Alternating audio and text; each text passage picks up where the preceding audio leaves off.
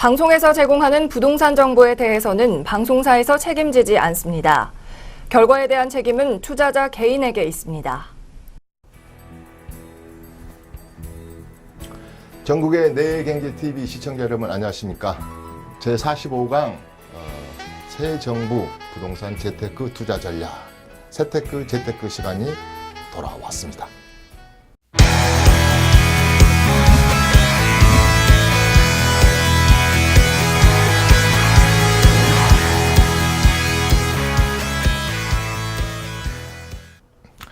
예, 제45강입니다. 이름이 거창하네요. 새 정부, 다른 말로 제이노믹스 이렇게 또 표현하더라고요.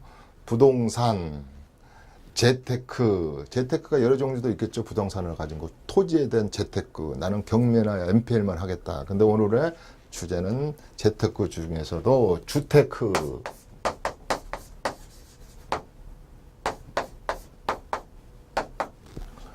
서울은 높고 내 집이 없다 전번에 했죠. 서울은 이렇게 높고 수많은 앞을 봐도 뒤를 봐도 아파트가 300만 가구가 넘게 있는 것 같은데 내 집은 어디가 있고 항상 전세로 살아야 되느냐. 전번에 뭐라 그랬습니까? 도쿄 같은 데도 가보면 집을 자가 소유한 분들이 50%가 안 된다. 한 45%다. 우리도 자가로 소유한 주택이 60%라 그러는데요. 불만족지까지 합하면 그건 50%는 집을 가지고 있고 어바웃으로 50%는 세입자로 거주하는 겁니다. 이 중에서도 실질적으로 주택임대차보호법이랄지 그 다음에 주택임대사업자에서 정식으로 허가된 주택에 사는 비율은 9%밖에 안 된다 그래요. 그러니까 주택임대사업자로 제대로 등록 안 하는 분 집에서 많이 사는 거죠. 그 얘기는 뭐 중요한 게 아닌데, 자, 이 정부에 어떻게 하면은 나는 앞으로 이제 2017년 5월 달에 출발된 이 정부가 2022년에 5월까지 5년간 60개월 동안 지금으로부터 5년이 남았습니다. 5년. 5 years from now 그랬잖아요. 좀 이 방송을 좀 딱딱하게 안 하기 위해서 또 제가 영어도 섞고 그렇습니다. 뭐 제가 영어를 잘해서 섞는 게 아니고 너무 이 세법 강의가 딱딱하면 조르거든요. 그래서 5년 동안에 집을 포기하고 살 것이냐. 또 어떤 분들은 재테크를 젊은 분들이 잘하더라. 지금 저번 달까지 통계를 보니까 30세 미만의 부동산 임대사업자를 가지고 등록을 해가지고 임대사업자를 내신 분이 16,000명 정도 돼요. 근데 이 중에서는 항상 통계를 보면요. 저는 이걸 분석하는 버릇이 있거든요. 전번 시간에 말했듯이 서울시의 주택의 그 수의 통계량도 다 틀려요. 단독주택도 뭐 서울시의 주택가에 전화 한번 해보면 뭐 88,000세대입니다. 그러다가 뭐 12만 세대라 그랬지. 그러니까 통계를 어떻게 잡느냐에 따라서 틀리겠죠. 그런데 여기 16,000세대 중에 주택이랄지 그 다음에 우리 그냥 일반 임대사업자로 가지고 있다는데 이게 오피스텔을 많이 사가지고요. 부가가시설 환급을 받기 위해서 거기에 또 사업자 등록증들을 많이 낸 분들이 많아요. 30세 미만인 분들이. 그래서 이제 이런 통계 수치가 결코 뭐 우리 재테크에 중요한 건 아닌데 참고적으로 아무튼 30세 미만의 재테크를 일찍 부모님이 물려줬던 부모님이 돈을 좀 도와줬던 어떻게 됐든 간에 16,000명 이상이 30세 미만인데도 부동산 임대사업자로 등록을 했더라. 뭐 이건 참고적인 겁니다. 그러면 내 집은 어디 있는가? 항상 전세만 살 것인가? 이랬을 때 주테크 중에서 제가 1번 안으로 해야 될 동안 우리가 5년 안에 꼭 해야 될 게 있습니다. 5년 안에 주테크 중에서 꼭 해야 될 게 장롱 속에 들어있는 청약저축을 무조건 사용해야 됩니다. 종합저축이죠. 이거 기회를 상당히 줄 것 같습니다. 그렇지 않습니까? 지금 특히 이제 무주택자랄지 자발적 세입자분들은 컨디션이 좋지 않습니까? 그래서 이 자격이 충분히 된 무주택자분들은 물론 가점제가 84점 중에 고득점, 무슨 대학의 수능 점수도 아닌데 우리나라 현실이 이래요. 뭐 한 80점 되신 분들은 굉장히 해피하죠. 나는 어디 딱 가천에 지금 가천에 벌써 다음 달에 모델하우스 2개 만들고 있다 그래요. 그 다음에 앞으로 또 신도시를 좀 만든다 그러고, 그 다음에 아까 북일에도 남아있고, 제가 몇 군데, 7군데 해줬잖아요. 지금 여기 저 검단 시티도 보면은 지금 구역 정리 사업 다 지금 하고 있잖아요. 그래서 몇 군데는 조건이 되신 분들은 절대 망설일 필요가 없어요. 자, 5년 후에 보자고요. 예를 들어서 이제 올해만 내년에만 청약하는 게 아닌데 5년 후에 보면 분양가가 또 이만큼 가져 있고 또 어떤 컨디션이 바뀔지 모르니 제1번의 재테크 투자 전략은 무조건 청약 전략을 분석하고 당첨이 될 때까지 넣어보자. 이 전략도 여러 가지가 있다 그래서 전번 시간 했기 때문에 이 전략에 대해서는 이 얘기를 하지 않겠다. 그래서 A는 1번 청약 저축을 무조건 하자. 아주 하자. 그 다음에 나는 집이 하나 있다. 만족한 집이든 뭐 좀 불만족스럽다는 집이 있는데 인컴 수익이 날 수 있는 매달 줄 수 있는 수익형 부동산을 사겠다. 이런 분이에요. 근데 이분들도 속내심은 이런 겁니다. 매달 50만 원, 70만 원이 나오는 것도 좋지만 또 4, 5년 가지고 있으면 가격도 좀 올라줬으면 좋겠네. 이런 분도 있고요. 근데 매달 타는 거죠. 60에서 70만 원. 그리고 나서 내가 혹시 팔 때나 증여할 때 세금까지 안 물었으면 좋겠네. 이런 분들이 2마리 토끼든 3마리 토끼든 잡으려고 그러지 않습니까? 이분들도 이분들은 저는 가수해라고 보지는 않습니다. 왜? 이제는 내가 노후에 나이가 들어서 내 시드머니를 가지고 시장에 공급을 하는 것도 있고, 내가 집을 사서 세입자들에게 월세든 전세를 주는 거니까 공급을 하는, 정부가 못하는 전세 시장의 안정화에 기여하는 면도 있고, 나의 노후도 되면서 또 캐피탈 게인도 얻으면 더 좋죠. 이분들도 재테크 시장에 뛰어들 기회는 왔어요. 기회는 왔어. 아까 이제 제가 말한 거, 지금 당장 크러쉬된 시장이, 냉각계 크러쉬된 시장이 지금 다주택자를 보호하고 보유하고 있는 분들이 지금 팔 때 양도세가 지금 두려우면서 잠이 안 오는 분들이고요. 이분들도 이제 규제는 한다고 그러지 않습니까? 자, 다주택자 앞으로 어떻게 하지만은, 그렇지만은 현재 내가 당장 수익이 안 나오면, 월세가 안 나오면 굶어 죽겠는데, 그 다음에 또 주식 같은데 리스크가 있는 곳에 투자를 했다가는 내 시드머니가 이렇게 날아갈까봐, 그래도 대한민국 전 국민의 70% 이상이 안전자산에 투자하겠다 하는 것은 부동산 쪽에 투자를 하겠다 그러는 거니까, 이 시장이 상당히 넓어요. 그래서 이 시장을 보면, 자, 제가 나는 돈이 없어서 투자를 못 한다. 부동산은 목돈이 몇 억이 있어야 된다. 이렇게 생각하시는 분들도 있는데요. 실제로요, 그렇게 많은 돈이, 뭐, 제일 좋은 물건, 그 다음에 앞으로 제일 재개발 속도가 막 불붙어 있는 지역이랄지, 이런 것은 진입비가 많이 들지만 장기적인 투자를 본다면 저는 1번을 서울에 있는 단독, 전번에 제가 그랬잖아요. 어번 인필 하우징 사업 중에 아주 최고다 그랬는데, 그거 아니더라도 서울에는 내가 만만하게 좀 고를 수 있는 물건이 88,000세대가 있어요. 단독. 그 다음에 다 가구 그러잖아요. 다 가구는 단독을 우리가 단독으로 세금에서 단독으로 취급해서 1세대 1주택으로 봐준다. 뭐 단독 이랬을 때 이런 게 다가구가 다중까지 포함하죠. 다중주택까지 포함하면 21만 가구 정도. 오피스텔, 주거용 아파텔, 다른 말로 주거 대용 상품, 대체, 보완제, 대체주택, 보완제. 이것도 아다시피 작년에 막 그 분기별로 막 2만 세대, 몇만 세대 해가지고 계속. 그래서 올 8월 달에 그 뭡니까? 오피스텔, 이 파리 대책 나기 전에 7월 달에 오피스텔의 그 거래량이 제일 사상 최대였다 그래요. 그러니까 그 이게 뭐겠어요? 우리가 오피스텔은 잘 안 올라, 잘 지금 오르지 않다. 또 이게 오피스텔이 지금 싸지 않은데 결국은 이건 나는 매달 이제 은퇴했는데 매달 나오는 수입이 없으니까 불안하니까 이걸 많이 사는 거잖아요. 이거.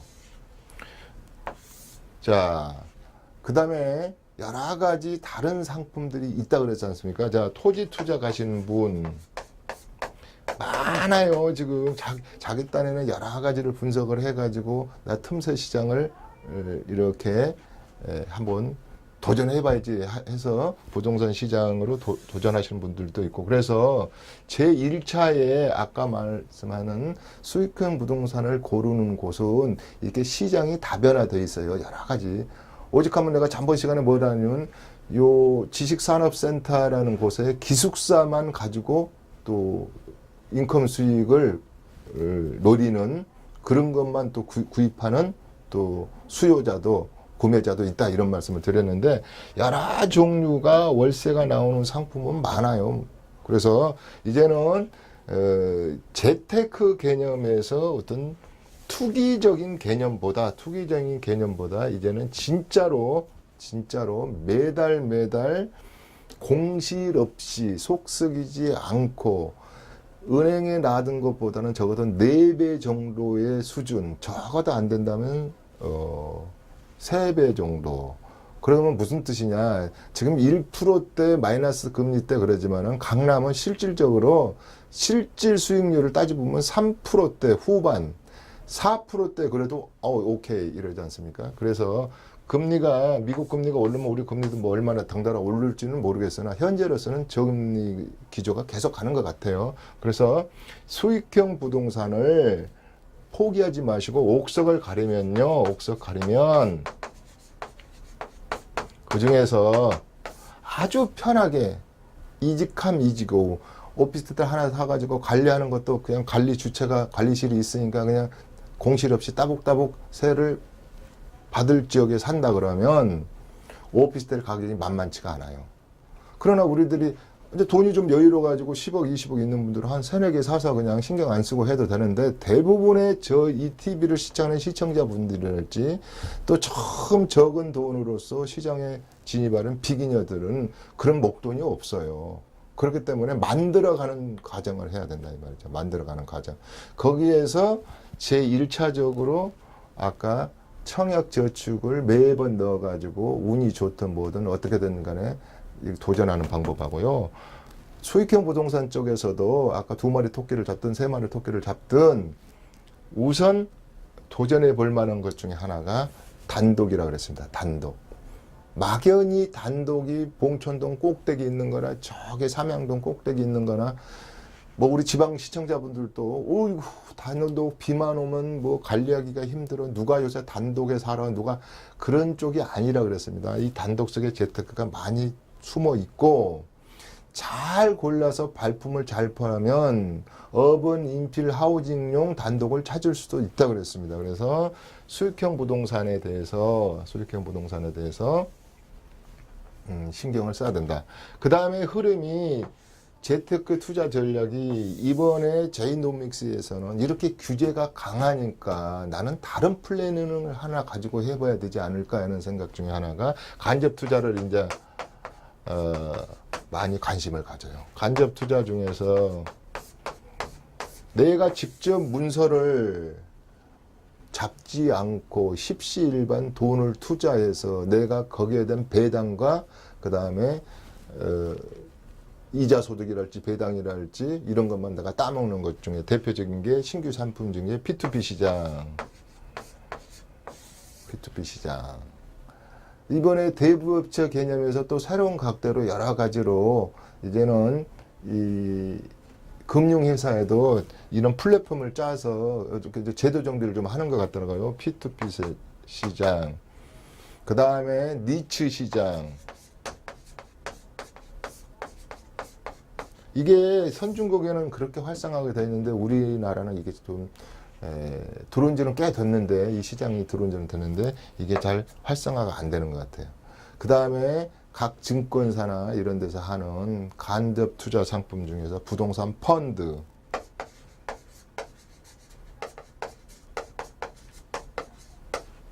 (2년짜리) (3년짜리) (7년짜리) 이런 거 수익률 7% 줍니다. 6% 줍니다. 이렇게 해서 이 간접 투자 시장이 좀 커질 확률이 있는 것이 왜 그러냐면 규제를 안 받고, 그 다음에 양도소득세랄지 이런 중과세로부터 자유롭고, 그 다음에 이것은 어떻게 보면 금융상품에 준해서 투자하는 것처럼 그렇게 많은 신경을 안 써야 돼. 근데 이제 이런 건 리스크가 좀 있다는 거. 그 다음에 손맛이라 그러죠. 내가 내 문서를 지어서 내 것만 올라서 내가 혼자 먹는 시장이 아니고 이미 이것은 딱 정해진 시장 아닙니까? 그래서 나 이 정도면 됐다. 수익률이 이 정도는 됐다. 그래서 부자분들이 이런 간접 투자 상품을 많이 합니다. 그래서 새 정부에서 세 가지로 대비를 한다면 그래도 절대 이 주택기 내 집 만드는 전략을 포기하지 말아야 되는 거고요. 그 중에 진입할 수 있는 것이 이거고. 이것도 싫다. 내가 지금 집 하나 받으려고 그러는데 서울에서 4, 5억 원 있어야 되는데 나 이 돈이 없다 하시는 분은 이것도 포기하시면 안 돼요. 지금 정부에서 지금 2022년까지 공공임대에 관한 거, 임대 공급을 한 13만 세대, 그 다음에 민간인들이 하는 뉴스테이 이런 거, 민간인들이 임대 시장에 임대 공급량을 4만 세대 그래가지고 한 17만 세대 정도.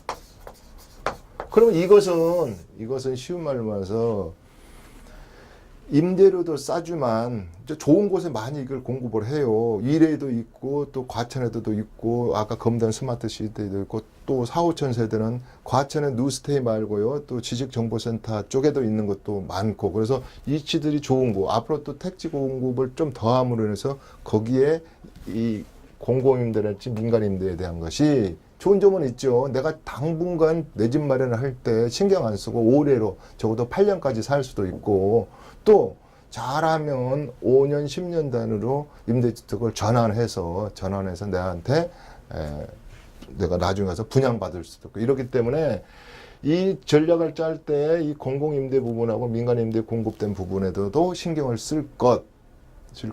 그 다음에 이렇게 분양시장에 신경을 쓸 것. 그 다음에 비시 중에 간접투자. 그래서 저는 요 시의 간접투자 부분에 대해서는 이제 여유가 좀 있어가지고 좀 이렇게 가질 만큼 좀 가지신 뭐 집도 내가 만족도 있게 가지고 있고 수익형 부동산에서 월세가 얼마씩 가지고 있는 분들인데 더 많이 가지면 내가 더 많이 규제를 당하겠구나. 그러니까 이 아예 간접 상품으로 신경을 끄고 여기에 투자 방향을 발길을 열로 돌려야 되겠다. 이런 분들이니까 C는 제가 좀 제외를 하고 주목적인 A, B 중에서도 A는 발품만 팔고 매일 연구만 좀 하고 공부만 하면은 충분히 정보를 얻을 수가 있어요. 그렇게 큰 기술이 필요 없잖아요. 신문만 열심히 보고 아파트 투유에 가서 그 분석을 좀 하고 이렇게 해서 하면은 되는 거니까 요것은 그래도 재테크를 잘해요. 여기서도요, 제가 그랬죠. 디테일하게 분야별로 막 여러 가지가 있다. 특공 틀리고, 분양 받을 때. 그 다음에 이제 B에, 아까 여러 다양성, 아까 여러 종류. 제가 전번에 주택의 종류만 해도요, 칠판 여기까지 한번 적어준 적 있잖아요. 여기까지 이렇게. 근데 여러분들이 전체를 다 파악하기는 힘들어요.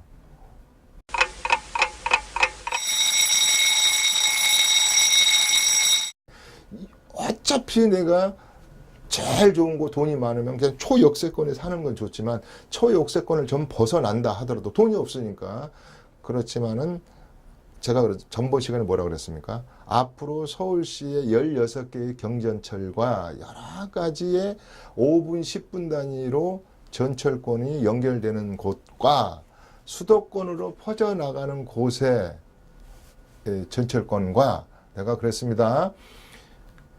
지방도시에 울산을 제외한 광역 신도시, 광역 도시 내에서도 전철 계획들이 많다고 그랬어요.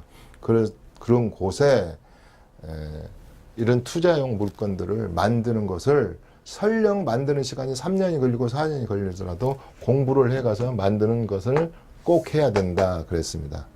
그 다음에 하나를 더 주의시킨다면 이제 아까 이런 주택 말고 비주택에서 나오는 수익형 부동산은 대표적인 게 이제 상가니 빌딩인데 이 리테일적 부동산이잖아요. 목돈도 많이 들어가지만 이것보다는 이 주택 종류에서 나오는 인컴 수입보다는 이쪽 수입은요 항상 부동산이 이동하고 그 다음에 리스크가 많아요. 상가 잘 골라야 되겠죠. 빌딩 잘 골라야 되겠죠. 개인 돈만 많이지. 오피스텔 잘 골라야 되겠죠. 가만히 생각해 보십시오. 준주택 잘 골라야 되겠죠. 그 다음에 오피스 시장 더 분석해야 되겠죠. 월세 나오는 거. 또 뭔 토지를 하나 사가지고 거기에 지료를 만든다든가 이걸 용도 변경을 한다든가 이럴 때도 전부 다 요 부류에 속해 있는 것은요 만만치 않는 시장이라 그랬어요. 이건 공부를 해야 됩니다. 그래서 주 타겟을 모르면 쉬운 것부터 하고 모르면 남을 따라가면 되거든요. 그래서 우선은 이것도 지우겠습니다. 그래서 새 정부의 부동산의 재테크로서 우리 시청자 여러분들로서 많은 돈이 없고 그 다음에 부동산 지식과 경험이 많지 않은 분들은 두 가지만 하시면 됩니다. 청약에 가는 것하고 또 강조하지만 주택에 관련된 재테크로 목표를 딱 삼으면 돼요. 요 두 가지만 보고 나의 노후를 갖다가 책임져 줄 물건을 만든다는 생각을 가지시고 여기에서는 굉장히 그렇게 어려운 부분이 많지가 않습니다. 근데 이제 여기서 우리가 흔히 말해서 한 가지만 더 한다면 이완의 남보다 수익률을 더 창출하려면 뭐라 그랬냐면 제가 비포 부동산을 사랑하는 게 뭐가 완성이 돼서 제값을 받는 애프터 물건보다